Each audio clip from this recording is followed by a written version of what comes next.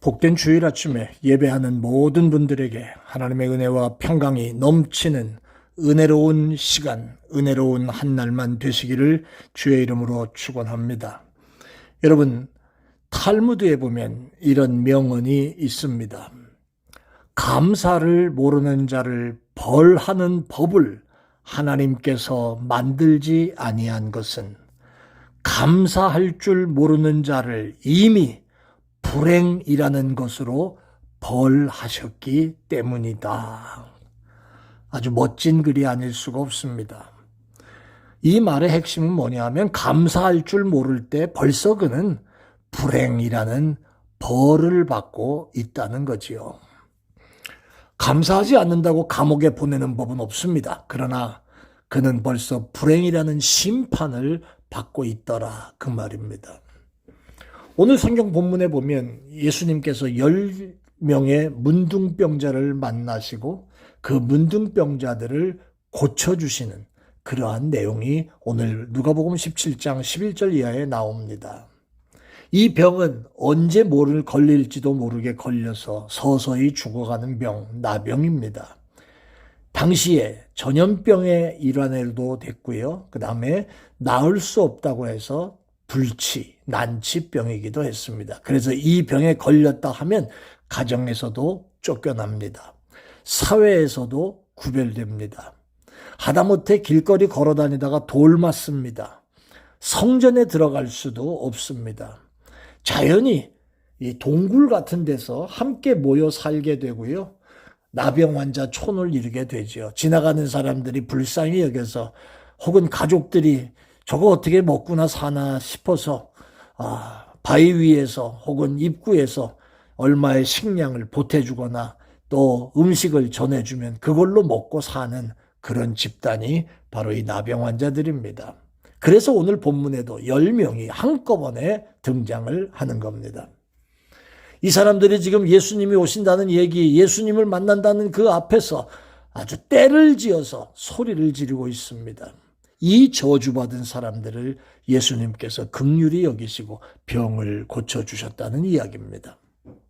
사랑하는 여러분, 오늘 본문에 보면 그런데 아주 중요한 의미 있는 내용들이 나옵니다.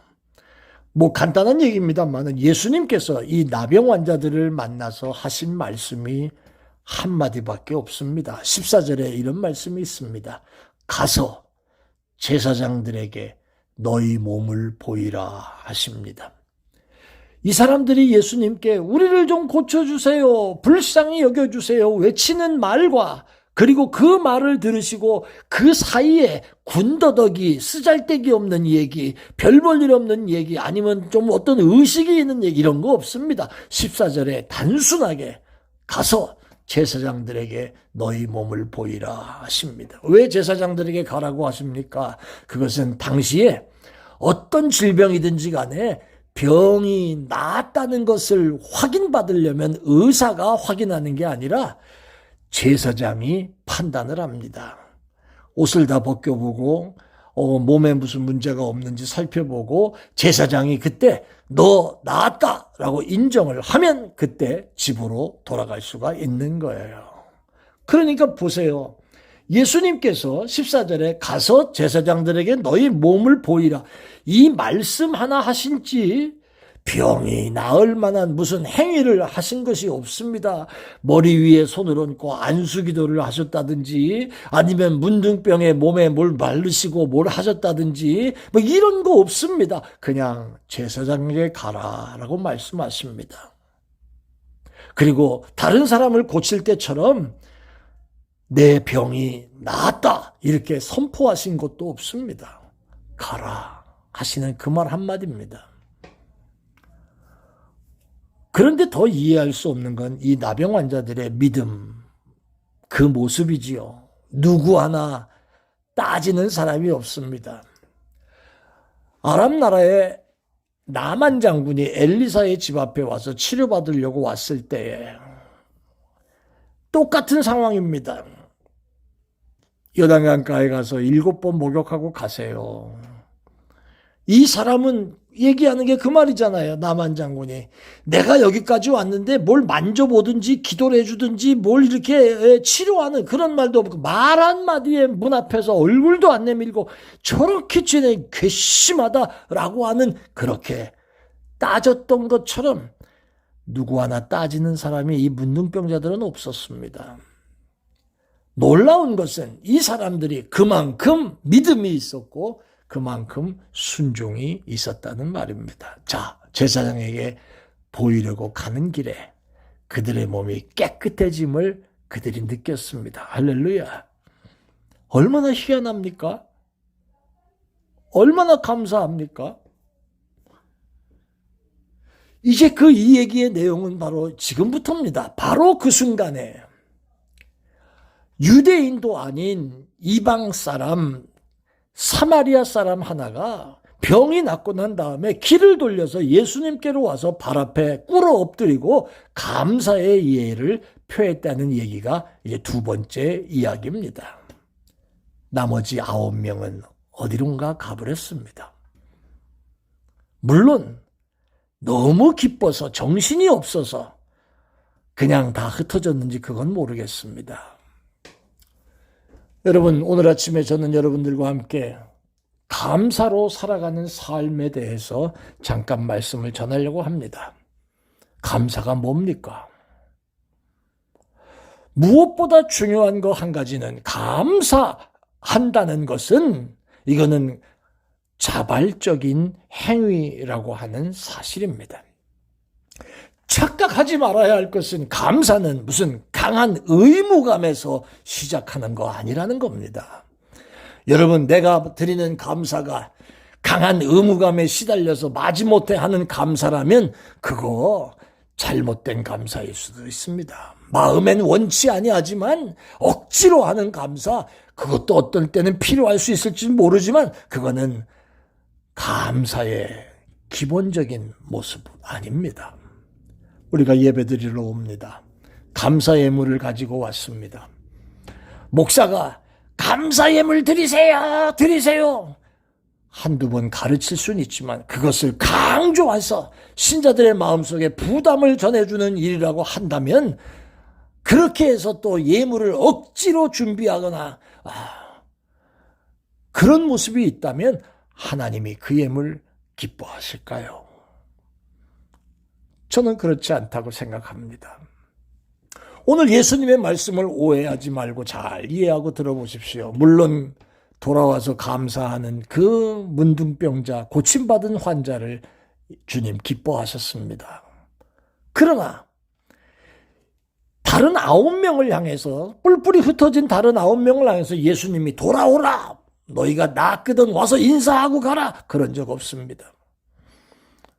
17절의 말씀에 보면 단순히 10명이 다 치료받았는데 9명은 어디에 있느냐 이 말씀을 하십니다. 이 말씀의 의미가 뭘까요? 섭섭해 하시는 거예요. 강요는 하지 않으시지만 섭섭해 하시던 예수님의 마음, 오늘 이 본문에 나오는 그 예수님의 심정을 깊이 생각할 수 있어야 합니다. 그 9은 어디 있느냐? 이 섭섭한 질문 속에 은혜를 모르는 사람들이구나 라고 하는 슬픈 마음이 있으셨다는 말이죠. 사실이지. 야, 예수님이란 분이 제사장한테 가서 보이라고 우리를 보냈는데 가다 보니까 진짜 낫어. 이건 진짜 그분의 은혜다. 정말 은혜다. 이렇게 알았더라면 한 명만 예수님 앞에 와서 감사했을까요? 여러분, 실제로 그 나머지 9명은 어떻게 됐을까 궁금합니다. 그래서 어떤 전해 오는 이야기를 보면 이런 내용이 있습니다. 우스갯소리도 있습니다만은 전해지는 그러한 구전의 이야기를 보면 그 9명 가운데 한 사람은 다른 의원에게 정밀 검사를 받으러 갔답니다. 이게 정말 나은 것 같은데 정말 나은 건지 아주 의심 많은 사람이 있다는 뜻이에요. 두 번째는 신중론자들이 있었답니다. 혹시 이게 다시 재발될 가능성이 있는지도 몰라. 그러니까 지금은 낫다고 해도 며칠 두고 봐야 돼. 이런 사람도 있었다고 해요. 세 번째는요, 이런 사람이 있어요. 내 병이 원래 이게 나는 나병인 줄 알았는데 나병이 아니었나 보네. 특별히 조금 특별한 피부병 정도였는데 내가 괜히 호들갑을 떨고 보따리 싸가지고 나병 환자 촌에 들어가서 이렇게 살았나 보다 생각하는 회의론자들도 있었고요. 그 다음에 또 어떤 사람은 내 병은 나을 때가 돼서 이렇게 나은 거구나. 자연현상으로 보는 사람도 있어야 돼요.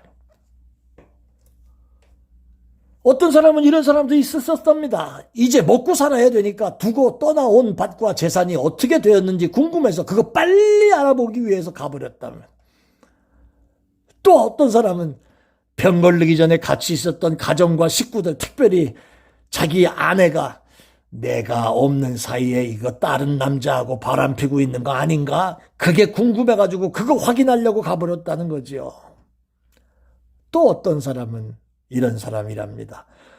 어쩌면 이대로 예수님 앞에 갈 수 없잖아. 가서 깨끗해졌으니까 목욕도 하고 새 옷 입고 그 다음에 인사할 거 가지고 예물도 가지고 그리고 예수님께 가야지. 개 중에 또 괜찮은 사람이긴 합니다. 그런 마음을 먹고 그 자리에 떠난 사람도 있었다는 흘러내려오는 구전의 말들이 있습니다. 그런데 오늘 이 유독 사마리아 사람의 생각은 어떻습니까? 예수님께서 이 이방인 외에는 하나님께 영광을 돌리러 온 사람이 없더냐 말씀하십니다. 이렇게 예수님 앞에 온 사람의 생각과 모습은 어떻습니까? 이 모습 이대로가 중요합니다. 이 사마리아 사람은요, 나병 환자였을 때 입었던 옷 그대로, 그 더러워진 옷 그대로, 붕대를 감고 있었던 모습 그대로 예수님 앞에 나와서 감사했다는 거죠. 주님 고맙습니다. 본문 어디에도 이 사람이 급하게 돈을 준비해서 감사원금을 크게 준비해가지고 와서 예수님께 드렸다는 말, 새 옷을 입고 와서 예수님께 드렸다는 말 없습니다. 이 사람은 자기가 나았다는 사실을 진짜 이게 은혜롭구나라고 하는 것을 받아들이는 그 순간에 그 은혜를 최우선적으로 감사합니다. 무슨 의무감이 아닙니다. 자원하는 마음을 가지고 그 추한 모습 그대로 가지고 와서 감사드리고 있다는 말이에요.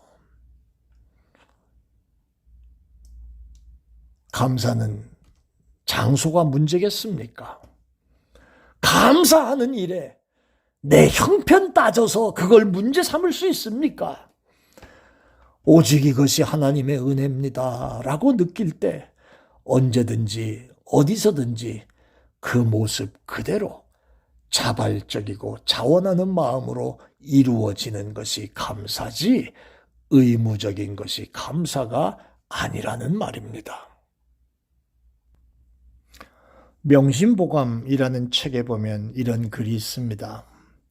몸에 한 가닥 실오락이라도 감았거든 항상 배짜는 여인의 수고를 생각하고 하루 세 끼 밥을 먹거든 농부의 노고를 생각하라 라고 하는 말이 있습니다.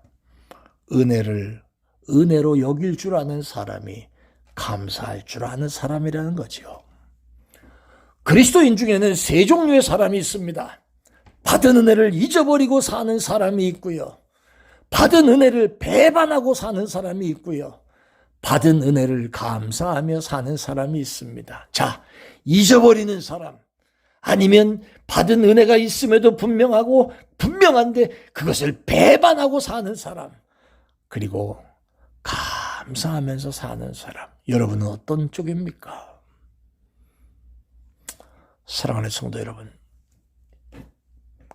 우리가 절대로 모든 것이 좋고 행복해서만 감사합니까? 그거 아닙니다. 이런 생각 해보시지 않습니까?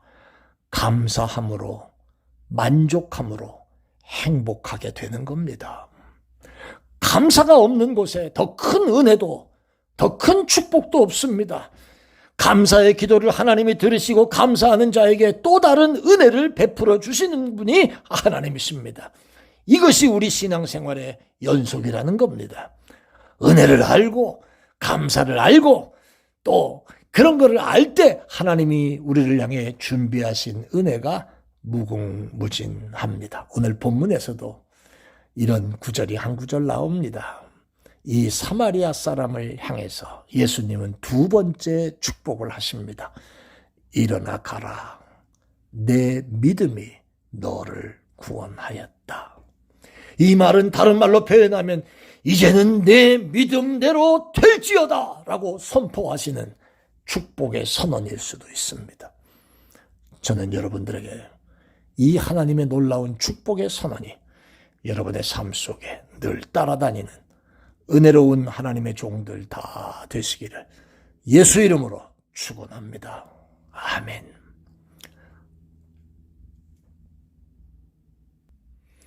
감사를 망각하지 아니하고 나의 모든 삶이 하나님이 나에게 주신 은혜라구나 깨닫고 사는 종들 되게 해 주옵소서. 감사합니다. 예수님 이름으로 기도합니다. 아멘. 내가 주님을 사랑